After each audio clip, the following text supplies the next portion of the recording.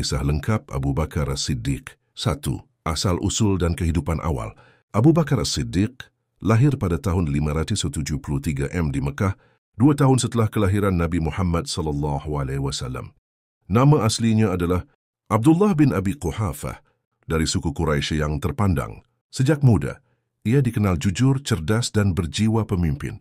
Ia juga ahli dalam ilmu nasab, silsilah keluarga Arab dan perdagangan yang membuatnya menjadi pedagang sukses dan dihormati di kalangan masyarakat Mekah. 2. Masuk Islam. Abu Bakar adalah salah satu orang pertama yang memeluk Islam. Ketika Nabi Muhammad SAW menerima wahyu dan mulai menyampaikan ajaran Islam secara diam-diam, Abu Bakar langsung mempercayainya tanpa ragu.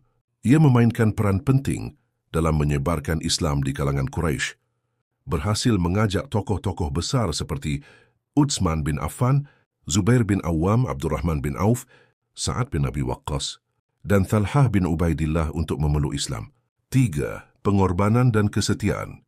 Sejak memeluk Islam, Abu Bakar tak pernah ragu mengorbankan harta dan dirinya demi perjuangan dakwah. Salah satu peristiwa paling terkenal adalah saat ia membeli dan memerdekakan Bilal bin Rabah, seorang budak yang disiksa oleh majikannya karena memeluk Islam. Abu Bakar menggunakan hartanya untuk membebaskan kaum muslimin yang tertindas. 4. Hijrah ke Madinah. Ketika Nabi Muhammad SAW mendapat perintah hijrah ke Madinah, Abu Bakar menjadi satu-satunya orang yang menemani beliau dalam perjalanan yang penuh risiko itu. Keduanya bersembunyi di Gua Tsur selama 3 hari untuk menghindari kejaran kaum Quraisy. Kesetiaan dan keberanian Abu Bakar dalam melindungi Nabi saat itu menjadi bukti cinta dan pengorbanannya. 5. Masa kenabian. Selama hidup Nabi, Abu Bakar selalu menjadi pendamping setia dalam setiap peristiwa penting, termasuk Perang Badar, Uhud dan Khandaq. Ia juga dipercaya untuk memimpin salat saat Nabi sakit, yang menjadi isyarat bahwa ia akan menjadi penerus kepemimpinan umat Islam. Waingsem menjadi khalifah.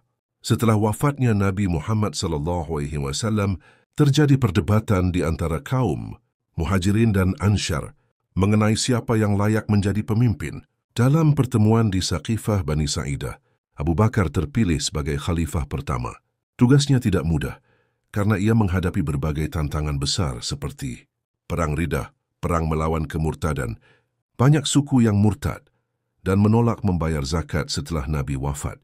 Abu Bakar dengan tegas memerangi mereka untuk menjaga keutuhan Islam.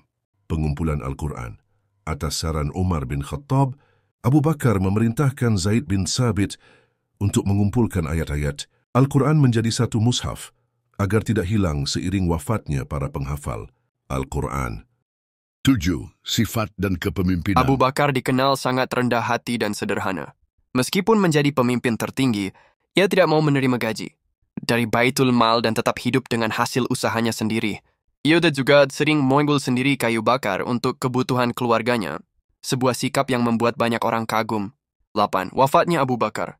Abu Bakar wafat pada tahun 634 tahun ke-13 Hijriah di usia 63 tahun, sama seperti usia wafatnya Nabi Muhammad SAW. Sebelum meninggal, ia menunjuk Umar bin Khattab sebagai penggantinya. Abu Bakar dimakamkan di samping makam Rasulullah di Masjid Nabawi, Madinah. 9. Warisan Abu Bakar. Abu Bakar meninggalkan warisan besar berupa keteladanan dalam kepemimpinan, keimanan, keberanian, dan pengorbanan. Gelar As-Siddiq yang membenarkan yang diberikan Nabi menjadi bukti keimanannya yang luar biasa. Kisah hidup Abu Bakar As-Siddiq adalah inspirasi bagi siapa saja yang ingin menjadi pemimpin yang adil, jujur, dan setia pada prinsip-prinsip kebenaran. Ia adalah contoh sahabat sejati yang mendampingi Nabi dalam suka dan duka, serta pemimpin yang menjaga Islam tetap tegak setelah wafatnya Rasulullah. Semoga kisah ini menginspirasi kita semua untuk meneladani akhlak dan perjuangan beliau.